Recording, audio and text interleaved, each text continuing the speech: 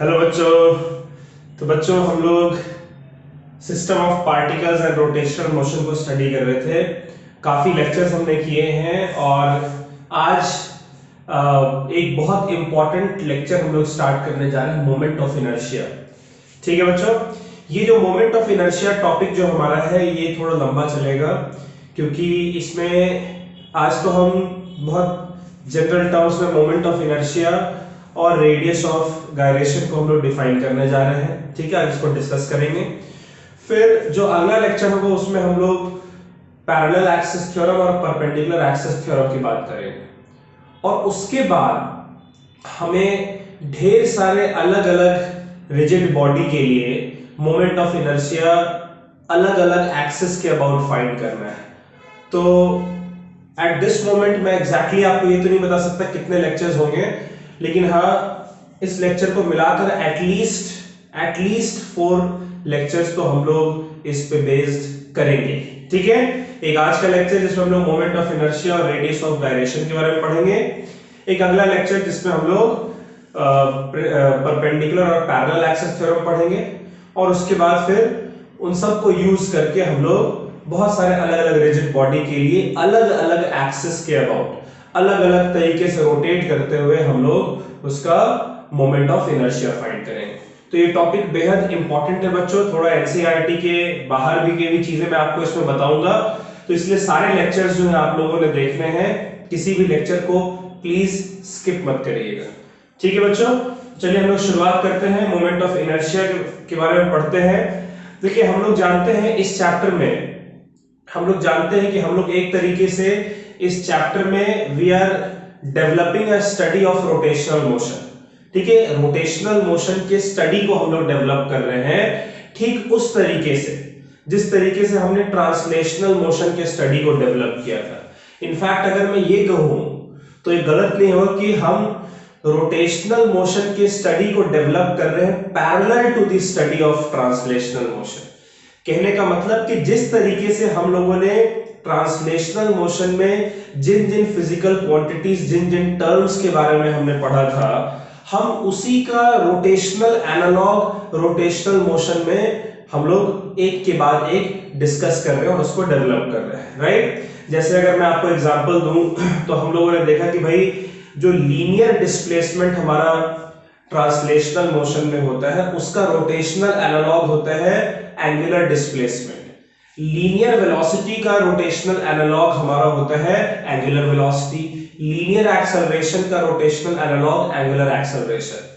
फिर आपने देखा कि लीनियर मोमेंटम जिस तरीके से हम लोग ट्रांसलेशनल मोशन में इस्तेमाल करते हैं उसका रोटेशनल एनालॉग हमारा है एंगुलर मोमेंटम। जिस तरीके से लीनियर ट्रांसलेशनल मोशन में जिस तरीके से हम लोग फोर्स का इस्तेमाल करते हैं उसी तरीके से रोटेशनल मोशन में उसका रोटेशनल एनालॉग हो गया टॉर्क। राइट, तो ये सारी चीजें हम लोग डिफाइन कर चुके हैं। जब मैं रोटेशनल एनालॉग कह रहा हूं इसका मतलब कि जिस फिजिकल क्वांटिटी को ट्रांसलेशनल मोशन में हम लोग जिस तरीके से इस्तेमाल करते थे उसी तरीके से उसके कॉरेस्पॉन्डिंग रोटेशनल मोशन में हम लोग क्या इस्तेमाल कर रहे थे। जैसे फोर्स को हम लोग जिस तरीके से ट्रांसलेशनल मोशन में इस्तेमाल करते थे उसी तरीके से रोटेशनल मोशन में हम लोग टॉर्क का इस्तेमाल करते हैं। राइट, क्लियर है बात? तो एक इंपॉर्टेंट सवाल है, एक इंपॉर्टेंट कॉन्सेप्ट है जिसके बारे में अभी तक हमने जिक्र नहीं किया था, और इस कॉन्सेप्ट को पढ़े बिना रोटेशन का जो पूरा स्ट्रक्चर है वो इनकम्प्लीट है। वो ये है कि आपने बहुत अच्छे से पढ़ा about the mass of an object. जब आप ट्रांसलेशनल मोशन पढ़ रहे थे तब आपने मास ऑफ एन ऑब्जेक्ट के बारे में काफी कुछ पढ़ा था। तो अब एक मन में सवाल उठता है कि यार जिस तरीके से हम लोग ट्रांसलेशनल मोशन में मास को स्टडी करते हैं तो मास का रोटेशनल एनालॉग क्या होगा। ठीक है, जिस तरीके से मास को ट्रांसलेशनल मोशन में यूज करते थे उस तरीके से रोटेशनल मोशन में मास की जगह किस चीज का इस्तेमाल करेंगे। तो इसको समझने के लिए बहुत सिंपल तरीके से हम लोग स्टार्ट करते हैं। हम लोग कंसीडर करते हैं कि हमारे पास एक रिजिड बॉडी है। ठीक है बच्चों, कंसीडर करिए कि हमारे पास एक रिजिड बॉडी है और ये इस रिजिड बॉडी का एक फिक्स्ड एक्सिस है। इसी एक्सिस के अबाउट ये रिजिड बॉडी जो हमारा वो रोटेट करता है। क्लियर है। और इस रिजिड बॉडी में बहुत सारे पार्टिकल है। एक पार्टिकल है जिसका मास m1 है और इसका परपेंडिकुलर डिस्टेंस r1 है। एक पार्टिकल m2 है जिसका परपेंडिकुलर डिस्टेंस जो वो r2 है। और ऐसे करते करते एक mn पार्टिकल है, mn मास का पार्टिकल है जिसका पोजीशन rn है। ठीक है। अब जब ये रिजिड बॉडी आपका रोटेट करेगा तो सपोज कर लें कि इस पार्टिकल की जो वेलोसिटी, लीनियर वेलोसिटी, वो v1 होगी, इस पार्टिकल की जो लीनियर वेलोसिटी है वो v2 होगी, और ऐसे करते करते इस पार्टिकल की लीनियर वेलोसिटी को हम लोग vn मान लेते हैं। ठीक है। हम लोगों ने आज के टॉपिक में क्या पढ़ना है, हम लोग जानना चाहते हैं कि मास का रोटेशनल एनालॉग क्या होता है। ठीक है। इसके लिए एक बहुत सिंपलिस्टिक तरीके से एक बहुत सिंपल सिचुएशन को कंसीडर कर रहे हैं। उस सिचुएशन में ये है कि हमने कंसीडर किया कि हमारे पास एक रिजिड बॉडी है, उस रिजिड बॉडी में n नंबर ऑफ अलग अलग पार्टिकल्स प्रेजेंट है, हर पार्टिकल का इंडिविजुअल मास मैंने लिख रखा है m1 m2 m3 ऐसे करते करते mn। हर पार्टिकल का जो फिक्स्ड एक्सिस है उससे जो परपेंडिकुलर डिस्टेंस है वो है r1 r2 r3 ऐसे करते करते rn। और जब रिजिड बॉडी आपका रोटेट करेगा तो हर एक पार्टिकल जो कि इस रिजिड बॉडी के अंदर है और वो एक्सिस के ऊपर लाई नहीं कर रहा है, एक्सिस के ऊपर लाई करेगा तो रेस्ट पर होगा, बाकी सारे पार्टिकल्स जो है बच्चों वो भी किसी न किसी लीनियर वेलोसिटी के साथ एक सर्कुलर पाथ में मूव कर रहे होंगे, राइट। और वो जो सर्कुलर पाथ है वो इस एक्सिस के परपेंडिकुलर वाले प्लेन में लाई करता होगा, यही हमने पढ़ा है। ठीक है। तो हर एक पार्टिकल के पास कुछ मास है और हर एक पार्टिकल की कुछ लीनियर वेलोसिटी है। तो हम लोगों ने सीखा है कि एक पार्टिकल के पास अगर कुछ मास है और उसके पास अगर लीनियर वेलोसिटी है, इसका मतलब उसके साथ एसोसिएटेड एक काइनेटिक एनर्जी है, राइट। तो काइनेटिक एनर्जी पार्टिकल से क्या क्या है ये जरा हम लोग समझते हैं। ठीक है। Kinetic energy of particles moving in circular path।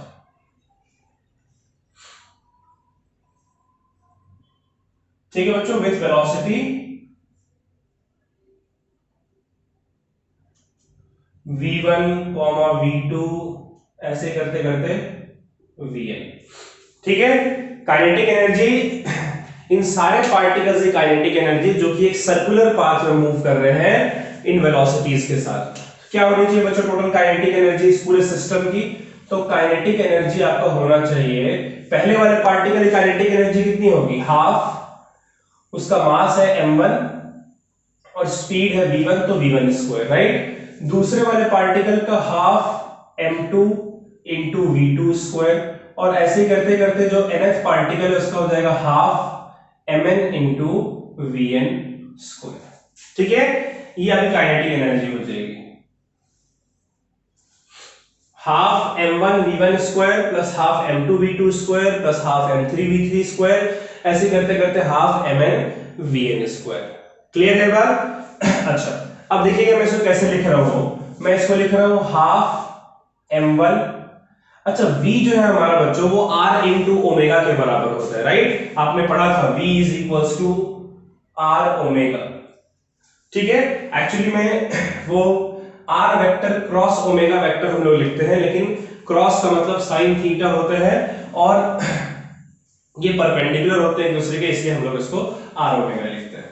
तो हाफ m1 और पहले वाले पार्टिकल का पोजीशन है r1 और एंगुलर स्पीड है ओमेगा स्क्वायर, तो हो जाएगा r1 square omega square, right.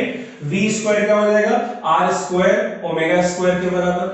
तो भाई r1 स्क्वायर, इसका पोजीशन r1 है, r1 स्क्वायर ओमेगा स्क्वायर। दूसरे वाले के लिए हो जाएगा बच्चों half m2 r2 square omega square, और ऐसे करते करते जो आखिरी है वो होगा half mn into rn square omega square, है ना। देखिए हर पार्टिकल का जो एंगुलर वेलोसिटी ओमेगा है वो तो फिक्स रहता है, सेम रहता है, कांस्टेंट रहता है, तो इसलिए हमने ओमेगा सब में लिया है, ओमेगा ओमेगा, लेकिन पहले वाले पार्टिकल का पोजीशन r1, दूसरे वाले पार्टिकल का पोजीशन r2, ऐसे करते करते। ठीक है।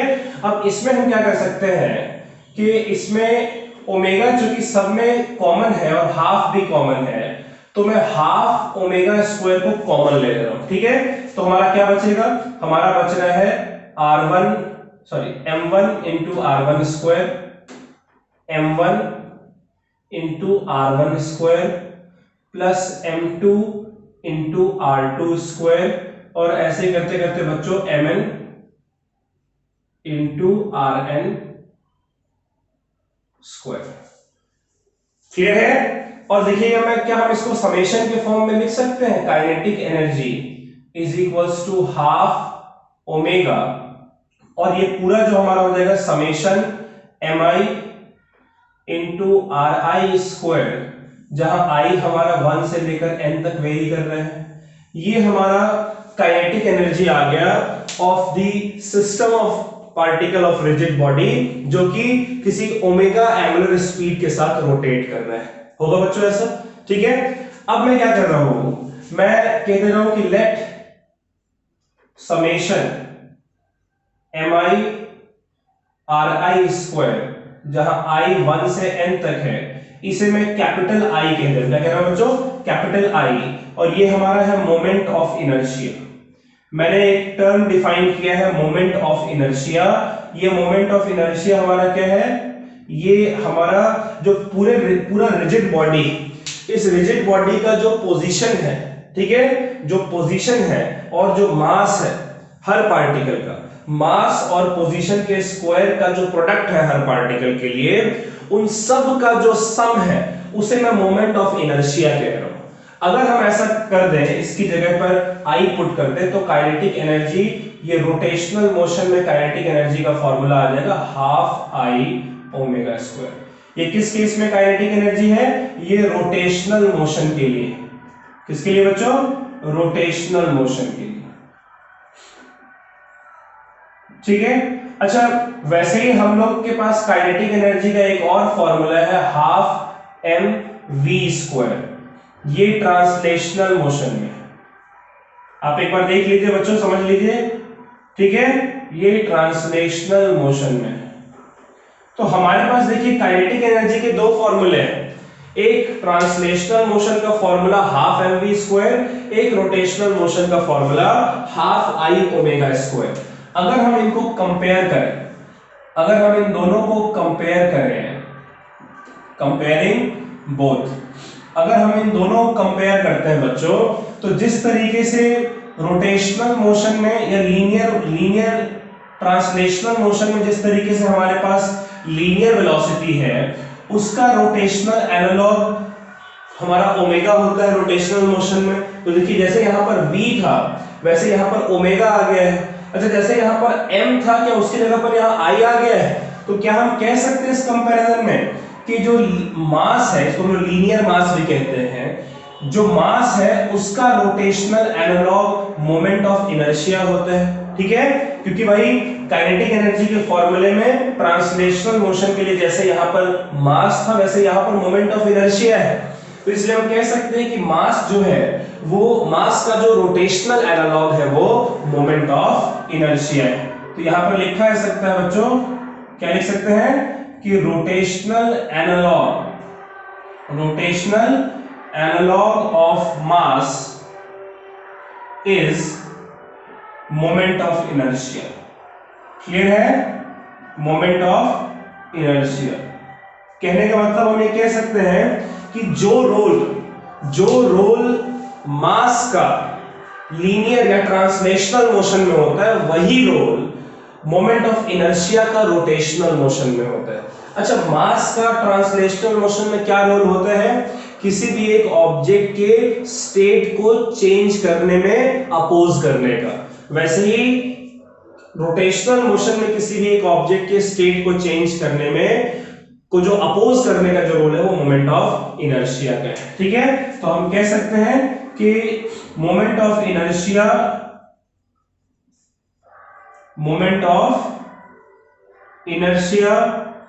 plays same role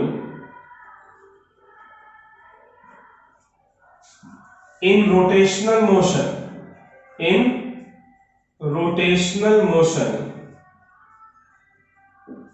as of mass in translational motion. Right बच्चों, that is to oppose any change in state of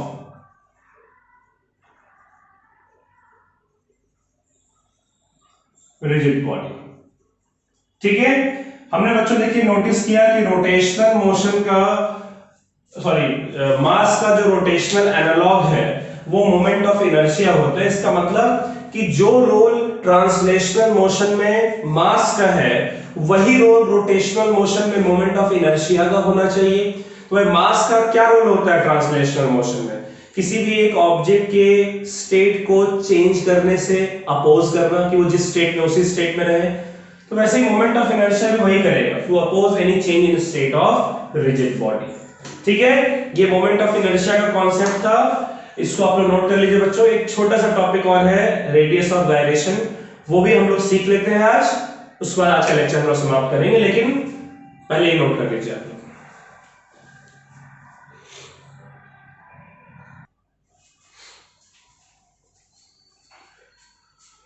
तो बच्चों एक छोटा सा कॉन्सेप्ट है, इस कॉन्सेप्ट को भी आप लोग समझ लीजिए। ठीक है, ये कॉन्सेप्ट है आपका रेडियस ऑफ गायरेशन का। रेडियस ऑफ गायरेशन क्या होता है? देखिए अभी आप लोगों ने सीखा है कि मोमेंट ऑफ इनर्शिया आई ये होता है equals to summation of m into r i का स्क्वायर, जहां i 1 से n तक लाई कर रहा है। यानी अगर आपके पास सिस्टम ऑफ पार्टिकल्स हैं और उसमें अलग अलग मासेस की जो दूरी है एक्सिस से अगर वो अलग अलग है, तो आपको करना क्या पड़ेगा? पूरे सिस्टम ऑफ पार्टिकल का मोमेंट ऑफ इनर्शिया निकालने के लिए आपको अलग अलग पार्टिकल का जो पोजीशन है वो आपको अलग अलग निकालना पड़ेगा और इंडिविजुअली सबका मोमेंट ऑफ इनर्शिया निकालकर सबको ऐड करना पड़ेगा। अच्छा, यहां पर बेसिकली क्या है, मोमेंट ऑफ इनर्शिया निकालने के दौरान आप देख रहे हैं कि पार्टिकल का डिस्ट्रीब्यूशन बड़ा अहम हो जाता है। जैसे आपने पढ़ा था ना कि एक ऑब्जेक्ट का जो मास है वो कांस्टेंट रहता है, लेकिन मोमेंट ऑफ इनर्शिया कांस्टेंट नहीं रहता है। यानी अगर सपोज करें कि एक ऑब्जेक्ट का मास है, आप उसको एक्सिस के अबाउट उठाकर उसका मास देखें ऐसे वर्टिकली, या हॉरिजॉन्टली मास देखें, या किसी एंगल पे मास देखें, मास तो उस रिजिड बॉडी का सेम ही रहेगा, लेकिन मास का रोटेशनल एनालॉग हुआ आपका इनर्शिया, मोमेंट ऑफ इनर्शिया। लेकिन मोमेंट ऑफ इनर्शिया जो है वो आपका एक कांस्टेंट क्वांटिटी नहीं है, वो डिपेंड करता है कि आप कौन से एक्सिस के अबाउट मोमेंट ऑफ इनर्शिया निकाल रहे हैं। ठीक है, एक्सिस का ओरिएंटेशन क्या है इसके ऊपर डिपेंड करता है। मोमेंट ऑफ इनर्शिया इस चीज के ऊपर भी डिपेंड करता है कि पार्टिकल्स का डिस्ट्रीब्यूशन उस एक्सिस के अबाउट किस तरीके से हो रहा है। अगर आप एक्सिस को बदल देंगे तो मोमेंट ऑफ इनर्शिया बदल जाएगा। ये हम लोग सीखेंगे आगे के टॉपिक्स में। मोमेंट ऑफ इनर्शिया का जो मैंने आपको बोला है कि 4 कम से कम लेक्चर लगेंगे, उसमें हम लोग सीखेंगे आगे के टॉपिक में। और अगर आप एक्सिस को बदल देंगे तो एक्सिस से सारे पार्टिकल का पोजीशन बदल जाएगा, तो भी मोमेंट ऑफ इनर्शिया बदल जाएगा। तो हम लोग क्या करने जा रहे हैं, हम लोग एक रेडियस ऑफ गायरेशन डिफाइन करने जा रहे हैं रिजिड बॉडी के लिए। रेडियस ऑफ गायरेशन क्या है? अगर सपोज करिए, रेडियस ऑफ गायरेशन कैसे डिफाइन करते हैं? जो आपका एक्सिस ऑफ रोटेशन है और जो पूरा रिजिड बॉडी का जो सिस्टम ऑफ पार्टिकल है, कहीं ना कहीं उसका सेंटर ऑफ मास भी तो होगा।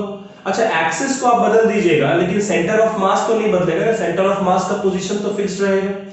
ठीक है, तो सेंटर ऑफ मास जो है, यानी कि जहां पर रिजिड बॉडी का सारा मास ऐसा लगता है कि वहां पर कॉन्सेंट्रेटेड है, अगर आप एक्सिस से उस पर्टिकुलर पॉइंट की दूरी निकाल लेते हैं, ठीक है, अगर आप एक्सिस से उस पर्टिकुलर पॉइंट की दूरी निकाल लेते हैं तो वो डिस्टेंस अगर आपका, वो पोजीशन अगर आपका आ जाता है और पूरे मास जो रिजिड बॉडी का है उसको अगर आप यहां पर पुट कर देते हैं, यहां पर जो mi है इसकी जगह पर total mass of the body और ri जो है इसकी जगह पर सेंटर ऑफ मास का पोजीशन करके अगर आप मोमेंट ऑफ इनर्शिया निकालते हैं, ठीक है, तो आपको exactly same moment of inertia का फॉर्मूला मिलेगा जब आप अलग अलग पार्टिकल के लिए फॉर्मूला करके और मोमेंट ऑफ इनर्शिया निकाल रहे थे, या अलग अलग पार्टिकल के लिए ना करके सिर्फ जो सेंटर ऑफ मास है उसका मोमेंट ऑफ इनर्शिया निकाल लीजिए, एक ही बात है।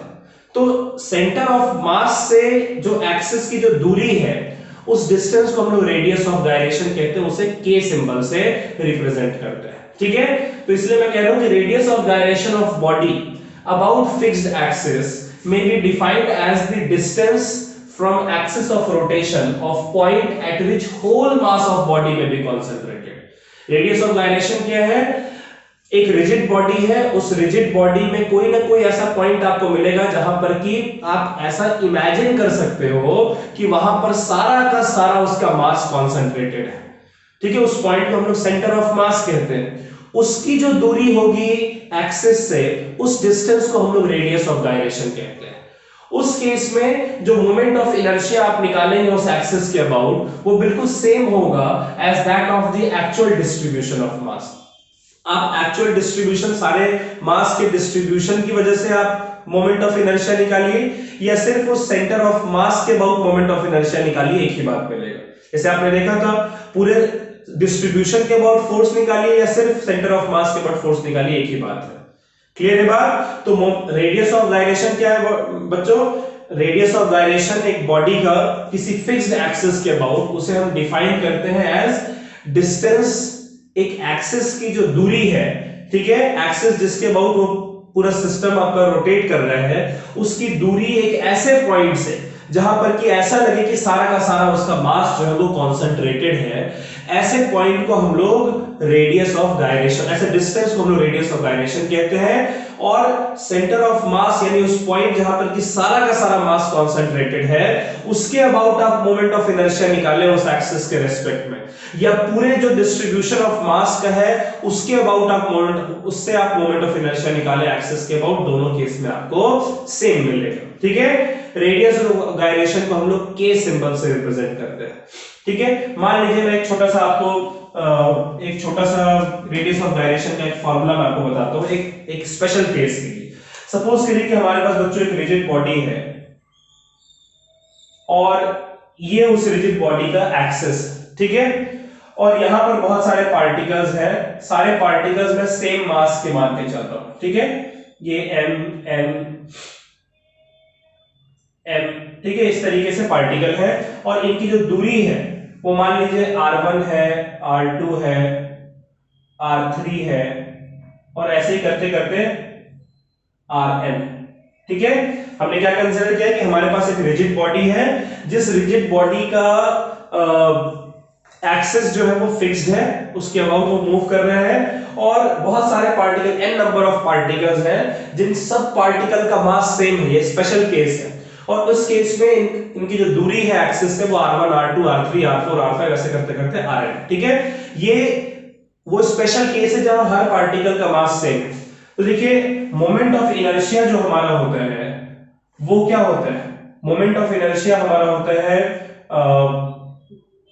m into r1 square plus m into r2 square, ये होता है ना, मास और पोजीशन का स्क्वायर, हर पार्टिकल करिए, सबका सम कर दीजिए, plus m into r3 square, right बच्चों, और ऐसे ही करते करते आप m इंटू rn स्क्वायर, यही मोमेंट ऑफ इनर्शिया आपको मिलेगा।